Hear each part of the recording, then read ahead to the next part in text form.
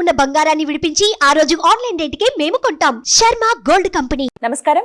ప్రస్తుతం మనతో పాటు ఇస్కాన్ టెంపుల్ నుంచి ప్రణవానంద ప్రభుజీ ఉన్నారు. వారు గోవర్ధన ఇకో విలేజ్ ఆశ్రమంలో సేవ చేస్తూ ఉంటారు. అలాగే వివిధ మాధ్యమాల్లో కృష్ణ తత్వం గురించి, భగవద్గీత, భాగవతం, రామాయణం గురించి ప్రవచనాలు ఇస్తూ ఉంటారు. వారు ప్రస్తుతం సుమన్ టీవీ స్టూడియోలో ఉన్నారు. వారితో మాట్లాడదాం. ప్రభుజీ నమస్కారం అండి. హరే కృష్ణ. నమస్కారం అండి. చాలా సంతోషం గురూజీ మీతో మాట్లాడడం. కృష్ణుడి గురించి ఇష్టం ఉండదు ఎవరికి, ఏదో ఒకటి ఆ చిలిపితనం అన్నా, వారి రూపం అన్నా, ఇప్పటికీ ఇంకా మన ముందే ఉన్నారేమో, ఈ మధ్యలో మన మధ్యలోనే తిరిగారేమో అని చెప్పి ప్రతి ఒక్కరు ఫీల్ అవుతూ ఉంటారు. ఆ కృష్ణుడి గురించి ప్రతి ఒక్కటి కూడా అనిపిస్తూ ఉంటుంది. అలాంటి మీరు ఇంకా చాలా అదృష్టవంతులు. కృష్ణుడికి అతి దగ్గరగా ఉంటారేమో అని అనిపిస్తుంది చూస్తూ ఉంటే. ముందుగా మీ పర్మిషన్ తోటి అంటే వివిధ మాధ్యమాల్లో మీరు చెప్పారు కృష్ణుడి గురించి ఎలా ఉంటారని చెప్పి. ఇప్పుడు నేను అడగదలుచుకున్నది, ప్రస్తుతం ఉన్న జనరేషన్ కృష్ణుడిని చూసి ఏం నేర్చుకోవాలి అని అంటే ఏం చెప్తారు? హరే కృష్ణ అండి. మాకు కూడా ఎంతో సంతోషంగా ఉంది మీతో మాట్లాడటం ఈరోజు. భగవంతుడు యొక్క తత్వం ఎలాంటిది అని అంటే, ప్రతి ఒక్కళ్ళు కూడా ఎవరైనా సరే స్వామి దగ్గర నుంచి ఎన్నో విషయాలు నేర్చుకోగలుగుతారనమాట. ఈ ప్రజెంట్ జనరేషన్, ఇప్పుడు నా ఏజ్ వాళ్ళకి చెప్పాలి అని అంటే, కృష్ణుడు బృందావనంలో కొన్ని సంవత్సరాలు ఉన్నాక తిరిగి మథురకు వస్తారనమాట. మథురకు వచ్చాక దేవకీదేవి, వసుదేవులు అప్పుడు చెరసాలలో పెట్టేశారు కంసుడు. వాళ్ళ దగ్గరికి వెళ్ళి వెంటనే వాళ్ళిద్దరికి ప్రణామం చేసి కృష్ణుడు అంటాడు, ఒక పిల్లవాడి బాధ్యత తల్లిదండ్రుల్ని బాగా చూసుకోవటం. కానీ నేను పుట్టంగానే బృందావనానికి వెళ్ళిపోయా, మిమ్మల్ని బాగా చూసుకోలేకపోయా, కానీ ఇప్పటి నుంచి నేను సంకల్పం చేసుకుంటా మీ ఇద్దరిని చాలా బాగా చూసుకుంటాను అని. అక్కడ చెప్తారు, తల్లిదండ్రులను ఎవరైతే బాగా చూసుకోరో వాళ్ళంటి వాడి పుత్రుడు ఉన్నా సరే లేనట్టే అని చెప్తారనమాట. కాబట్టి కృష్ణుడు ప్రతి ఒక్కళ్ళని, తన స్నేహితులని ఏ విధంగా గౌరవించారు. సుధాముడు, కుచేలుడు అని అంటాం మనం. ఆయన యొక్క రిలేషన్షిప్ ఎలా ఉండేది, దాంతోపాటు తల్లిదండ్రుల్ని, ఆయనని ప్రేమించిన వాళ్ళందరినీ ప్రేమించడమే కృష్ణుడికి తెలుసు. ప్రేమించని వాళ్ళని కూడా ప్రేమించడం కృష్ణుడికి తెలుసు అనమాట. కృష్ణుడు అని అంటే ప్రేమ. అందరినీ ప్రేమించండి, అందరినీ గౌరవించండి, ఇది భగవంతుడు నేర్పించండి. ద్వేషించే వాళ్ళని కూడా ప్రేమించడం ఎలా, అది మాకు సాధ్యం కావట్లేదని చాలా మంది అడుగుతుంటారు. ఈవెన్ నేను కూడా అదే ప్రశ్న అడుగుతాను. మానవ మాత్రంగా ఇది మనకి కష్టం అనిపిస్తుంది. వాళ్ళు అంత మనల్ని ద్వేషిస్తున్నారే, మనం వారికి తిరిగి ప్రేమను ఎలా పంచటం? కృష్ణుడు ఒకసారి బృందావనంలో ఆడుకుంటూ ఉంటారనమాట. ఎన్ని గేమ్స్ ఆడతారంటే కృష్ణుడు వాళ్ళ ఫ్రెండ్స్ తోటి. ఇప్పుడు మనం చూసిన అన్ని గేమ్స్ కృష్ణుడే స్టార్ట్ చేశారు.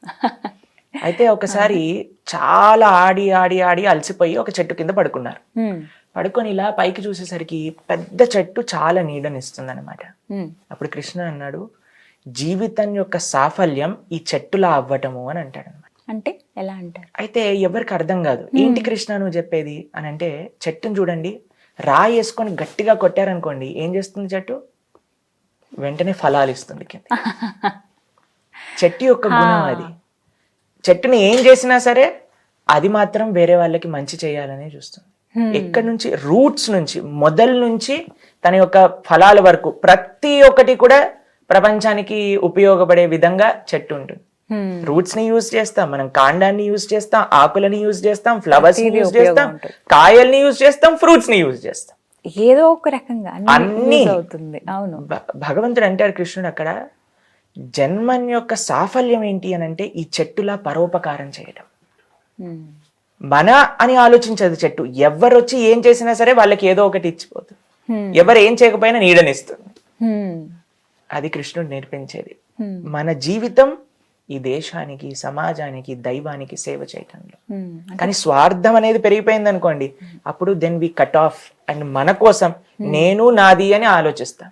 కానీ మొత్తం వసుదేవ కుటుంబకం అనే భావన వచ్చింది అనుకోండి, అందరికీ సేవ చేసే అనే భావన వస్తుంది అనమాట. ఖచ్చితంగా నేర్చుకోవాలి ఇప్పుడు జనరేషన్. ఇప్పుడు అంతా కూడా ఫాస్ట్ కల్చర్ అయిపోయిందండి. ఇన్స్టెంట్గా కావాలి, దేనికి ఓపిక ఉండట్లేదు మనుషులకి. అంటే అలా ఓపికగా ఉండడము ఎలా నేర్చుకోవాలి అంటే ఏం చెప్తారు? ఏదైనా సాధించాలంటే దానికోసం పట్టుదలగా, దీక్షణగా అలా ఉండాలి. అప్పటికప్పుడు రిజల్ట్ వచ్చేయాలనే కోరుకుంటాం కదా, అది ఎంతవరకు కరెక్ట్ అంటారు? మీకు విషయం చెప్తాను. శబరి గురించి మీరందరూ వినే ఉంటారు కదా. శబరి తన గురువు గారి ఆశ్రమానికి, మతంగ ఋషి ఆశ్రమానికి వచ్చినప్పుడు 5 సంవత్సరాలు వాళ్ళ గురువు గారు అన్నారు, రామ లక్ష్మణులు ఇద్దరు వస్తారు, వాళ్ళిద్దరికి నువ్వు సేవ చేసి తర్వాత వైకుంఠానికి రా, మేమందరం కూడా బయలుదేరుతున్నాం వైకుంఠానికి అన్నారు. సరే గురువు గారు అని ప్రణామం చేసింది శబరి. ప్రతిరోజు ప్రొద్దున లేవంగానే ఆశ్రమాన్ని క్లీన్ చేసి చక్కగా పేడతో అలికి ముగ్గు వేసి ధూపం పెట్టి రామ లక్ష్మణులు ఇద్దరికి కూడా హారం తయారు చేసి దాని తర్వాత పళ్ళని తీసుకొచ్చి కూర్చునేదన్నమాట. ప్రతిరోజు చేసింది. ఎప్పటి వరకు చేసిందో తెలుసా? 90 సంవత్సరాలు పైబడిన వయసులో రామలక్ష్మణులు ఇద్దరు వచ్చారు. అమ్మో. కానీ ఒక్క రోజు కూడా నేను ఇప్పుడు ఆఫ్ తీసుకుంటా, నాకు చేతనవ్వట్లేదు, ఈ రోజు వస్తా, ఇన్ని రోజులు రాలేదు కదా, రేపు వస్తారో లేదో ఏం తెలుసు, వచ్చినప్పుడు చూసుకుందాం అని అనుకోలేదు. 5 సంవత్సరాల నుంచి 90 సంవత్సరాలు దాటేంత వరకు అదే విధంగా సేవ చేసింది. ఎందుకు అనంటే తన గురువు గారు చెప్పారు కాబట్టి భగవంతుడు తప్పకుండా వస్తాడు. అందుకే మన శాస్త్రం చెప్తుంది, ఉత్సాహాత్ నిశ్చయాత్ ధైర్యాత్. ఎంత ఉత్సాహం ఉంటుందో మనకి అంత ఓపికతో కూడా ఉండాలి. ఇప్పుడు చూడండి, ఒక చిన్న విత్తనాన్ని నాటారు, నీళ్లు పోసారు, రేపొద్దున నాకు జామకాయ ఏది అని అంటే వస్తుందా? కొన్నిసార్లు జనరేషన్ నాటితే నెక్స్ట్ జనరేషన్ కి వస్తుంది. అవునండి.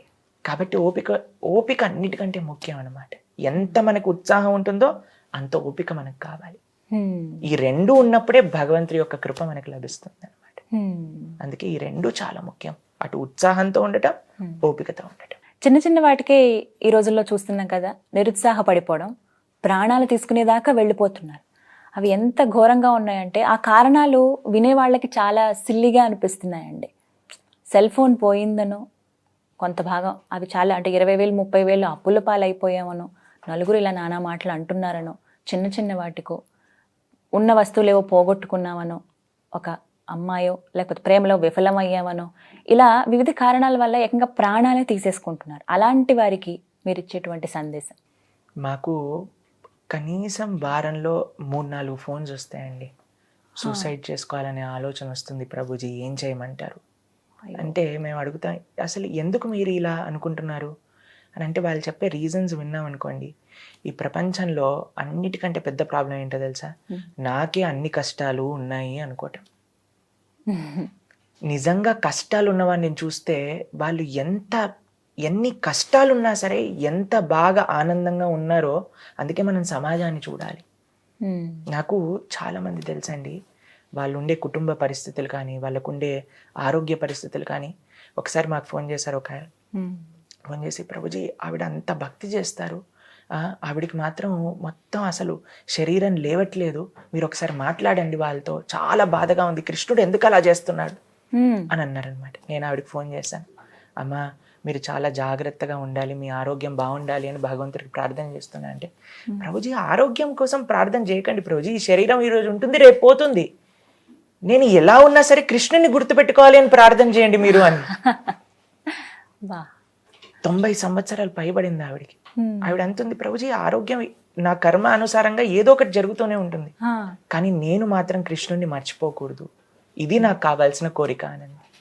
ఇదండి మనకు కావాల్సింది. కాబట్టి చిన్న చిన్న ప్రాబ్లమ్స్ వస్తూ ఉంటాయి. ఈ ప్రపంచాన్ని కృష్ణుడు ఏమని డెఫినేషన్ ఇచ్చారో తెలుసా అండి? భగవద్గీతలో దుఃఖాలయం అశాశ్వతం అని పేరు పెట్టారు. అంటే పుస్తకాలయం అని అంటే ఏం దొరుకుతుంది అక్కడ? పుస్తకాలు దొరుకుతాయి. అవునా? ఈ ప్రపంచానికి కృష్ణుడు పెట్టిన పేరు దుఃఖ ఆలయం. అంటే ఇక్కడ దుఃఖాలు దొరుకుతాయి. కాబట్టి మన తప్పు ఈ దుఃఖాలయంలో సుఖం వెతుకుతాం అనమాట. మరి ఎలా స్వామి సంతోషంగా ఉండడం ఎలా? సంతోషం స్వాంతనతో వస్తుంది. మీకు ఎంత ఉంది అని కాదు, మీ యొక్క భావన ప్రపంచాన్ని, మీ జీవితాన్ని ఏ విధంగా మీరు చూసుకుంటున్నారు, దాంట్లో నిజమైన సుఖం ఉందన్నమాట. కాబట్టి ఈ ప్రపంచం దుఃఖాలయం అశాశ్వతమే, మన దగ్గర ఉన్న సుఖం కూడా అశాశ్వతం. ఏదైనా సరే పోతుంది, ఖచ్చితంగా పోతుంది, అంతే కదండి. కాబట్టి మనం శాశ్వతమైన ఆనందాన్ని వెతకాలి ఈ ప్రపంచంలో. అది ఎందులో వస్తుంది? ధర్మాన్ని ఆచరించటంలో, సేవలో. అది నిజమైన సుఖము అనేది ఉంటుంది అనమాట. మీకు చిన్న కథ చెప్పనా? చెప్పండి. ఒక గురువు గారికి 2 శిష్యులు ఉన్నారనమాట. ఆ 2 శిష్యుల దగ్గరికి వెళ్ళి 10,000 ఇస్తారు. ఇచ్చి 2 గదులు ఉన్నాయి, రేపు ప్రొద్దున కల్లా ఈ 2 గదుల్ని మొత్తం నింపేసేయండి అని చెప్తారనమాట. సరే అని మొదటి శిష్యుడు పరిగెత్తుకుంటూ వెళ్ళి 10,000తో ఇంత పెద్ద రూమ్ ఎలా నింపాలి అని చూశాడు. చాలా కాస్ట్లీ ఐటమ్స్ కొంటే అవ్వదు, చెత్త చెదారం ఏది దొరుకుతుంది ట్రాష్ అన్ని తెచ్చుకొచ్చి మొత్తం నింపడానికి ప్రయత్నం చేశారు. అయినా సరే సగం ఖాళీగానే ఉందన్నమాట. అయితే రెండో శిష్యుడు కేవలం 10 రూపాయలు ఖర్చు పెట్టాడండి. నెక్స్ట్ డే ప్రొద్దున ఆ గురువు గారు వచ్చారు. ఫస్ట్ శిష్యుడి యొక్క డోర్ తెరిచి చూడంగానే మొత్తం చెత్త చెదారం అన్నిటితో నింపేసింది. కానీ మొత్తం 10,000 రూపాయలు ఖర్చు పెట్టేశారు, సగం రూమ్ మాత్రమే నిండుంది. రెండవ శిష్యుడి యొక్క తలుపు తీయంగానే ఆయన ఫస్టే చెప్పేశారు, అయ్యా నేను కేవలం 10 రూపాయలే ఖర్చు పెట్టాను, మిగతావి గురువు చేతిలో పెట్టి.